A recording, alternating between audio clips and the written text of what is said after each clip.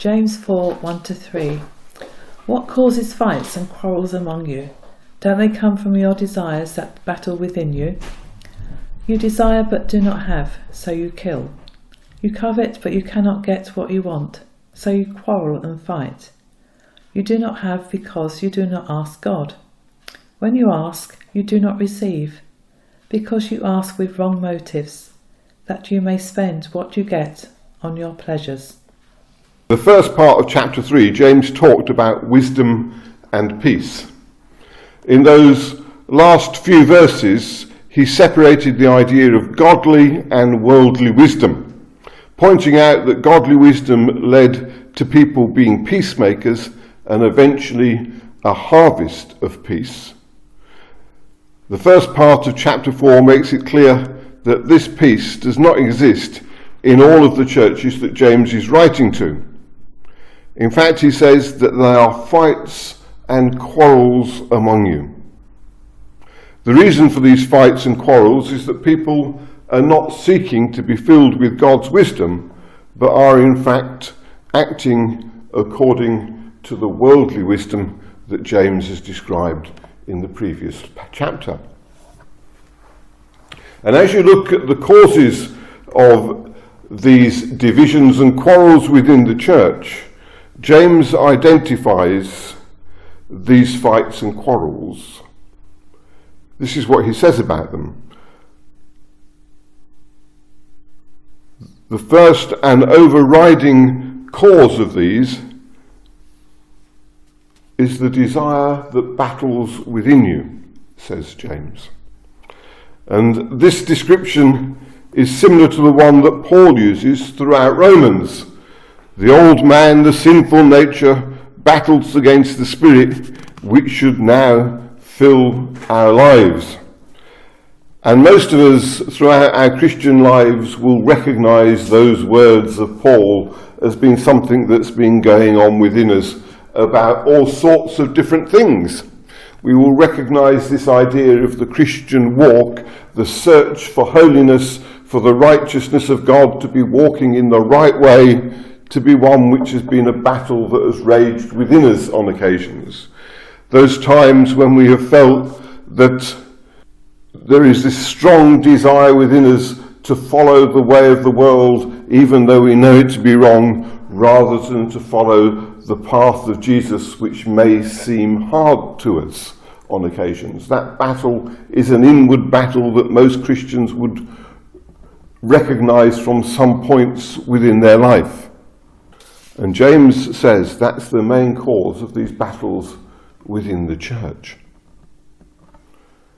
It's people seeking something which is not godlike, not right, seeking it for their own selfish ends, for their own benefit, rather than for the good of all. There is this fight that goes on within us as Christians about the life that we know that we should lead, and sometimes the life that we do lead. And you can think of all sorts of illustrations of that in your own life. And I'm always reluctant to pick on illustrations because then people say that I am getting at them. And I've no intention of getting at anybody. I pick my illustrations fairly much at random. But you know of these fights that go on within you. There is sometimes the fight between something else that is happening on a Sunday that you feel like you might want to do, rather than come to church, rather than to use this as the Lord's Day and the time that you worship. And sometimes you can justify the fact that you can do the other thing because you say to yourself, well, what kind of witness is it if I don't go to that and I let these people down rather than I go to church? It's a difficult decision, and the war goes on within us. We fight that kind of inward battle, but sometimes we don't always get to the right conclusion. We see it in other things in our lives. We turn our televisions on and we failed to turn them off when things which are unwholesome come on to the screen. We just go on watching. And sometimes that fight goes on within us then. Unfortunately, sometimes the fight doesn't go on within us because we've just become so immune to it. And it's only some time later, often when the preacher actually points it out, that we then think, maybe we should have turned that off. This inward fight, which people know in their lives, is one that goes on. I've picked a couple of illustrations. You can probably pick some from your own life about this battle that goes on within us. But this battle doesn't just go on within us, says James. This battle comes out within the church. And it's that battle that comes out within the church that is creating the divisions and the wars that he talks about. And helpfully, James goes on to give some illustrations of this battle that goes on in the lives of Christians. The first thing that we see is that we want things. We want things so badly that we covet them and we are willing to kill for them, says James. And you think, well, maybe this is a bit of an exaggeration, a bit of hyperbole that James is getting involved in here. That we covet things, yes, but that we covet them to the extent that we're willing to murder for them, is what James says. I think maybe a bit of exaggeration going on there, but we'll come back to it. But covetousness, not a word that's kind of often used today. We don't hear people talking about the fact that they covet things, or that other people covet things. It's one of the 10 Commandments, thou shalt not covet. It's interesting that is one of the 10 Commandments, which we think most people still kind of know about in this day and age, yet most people have never probably used the word covet in their whole lives.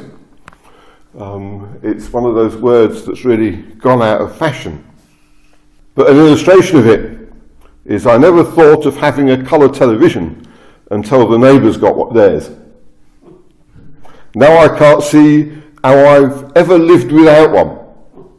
And if I can't afford one of my own, I hope they're set false to pieces in the middle of their favourite programme. That is covetousness. That's what James is talking about. It is the desire for that which someone else has got, for no other reason than that they've got one and you haven't.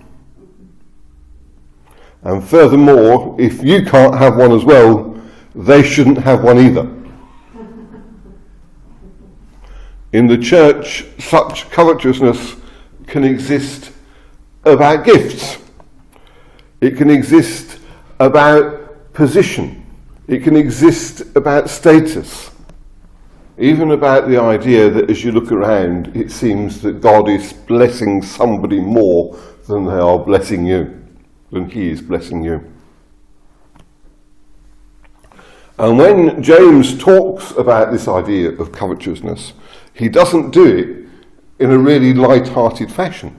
There's nothing tongue-in-cheek about what James is saying. He's saying that this is creating real divisions and real quarrels within the church. In fact, he even uses the phrase in chapter 3 of war within the church.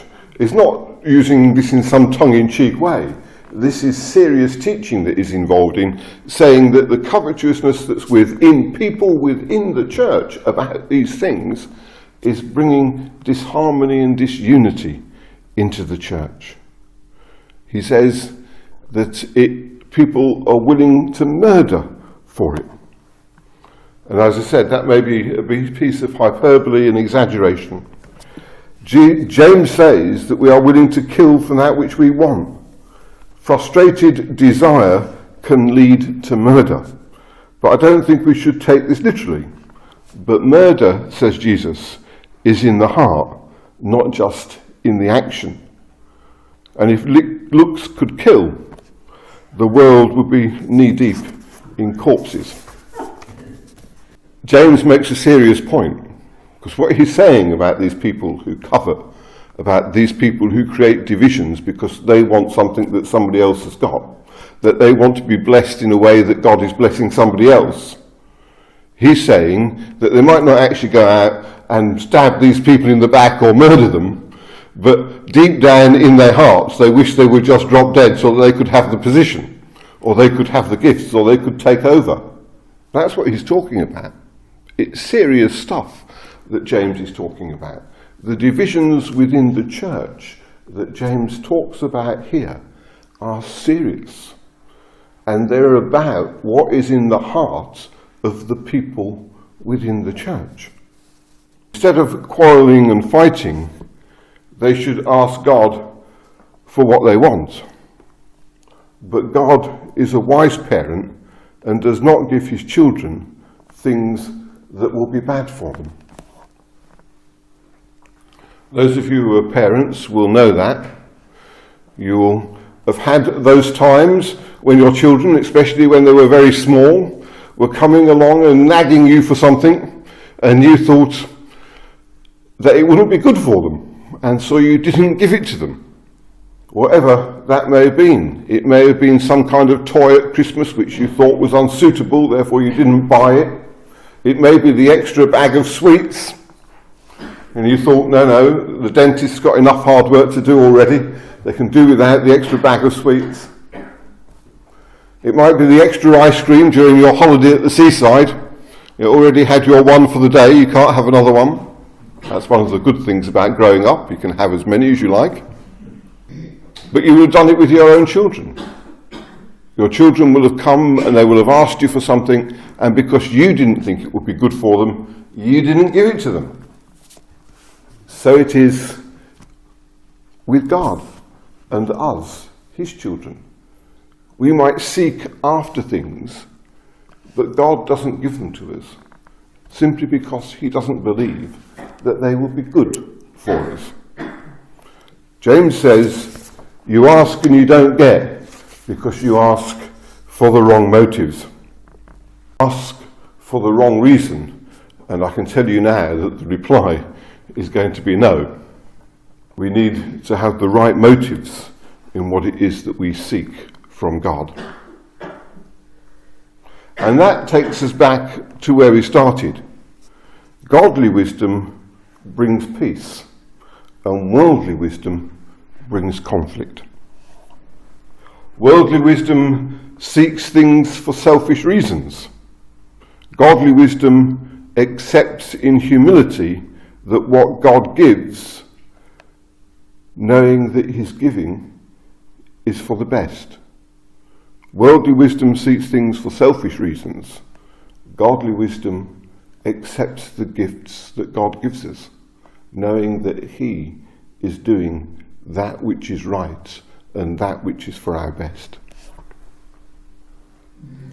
James in this passage points straight to the hearts of people.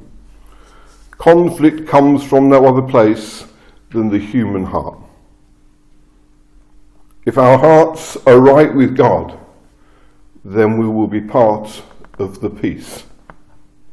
If they are not, then we will be part of the conflict. That's the message of these few verses at the beginning of chapter 4 of the book of James. And they're not apart from the rest of what's been said in chapter 3 or what's coming in the rest of chapter 4. They all fit together as a unity. He talks to the church about wisdom. He talks to the church about the wisdom that comes from God and the wisdom that comes from the world. And he says to the church, if you live by the wisdom that comes from God, then you will be peacemakers and you will live in peace. And if you live by the wisdom that comes from the world, then you will be part of the conflict, part of the quarrels that are going on. And in many churches, throughout history and even today, you wouldn't look at them and say, look how they love one another. What you would look at is the quarrels and the fights that seem to be going on. And although we think that the people outside the church don't notice, they notice all of them. And what they see is something that is no different from them. When what we want them to see is the place where people say, look how they love one another. We want them to see the peace of God reigning within us. I said at the beginning that this passage does not necessarily bear any relationship to the particular church that we're in now. It doesn't necessarily bear any relationship to our present day experience. But one of the advantages of preaching through a book systematically is that you cover everything. Some of the things you cover are of immediate and can be seen as being of immediate relevance to the church and the position that you're in. Other times you think, well, what was the point of that? It doesn't fit our situation at all. Well, the point of it is to remind us that this is what's happened in many churches, even in the early church, and it can just as easily happen here. We need to be on our guard against such things.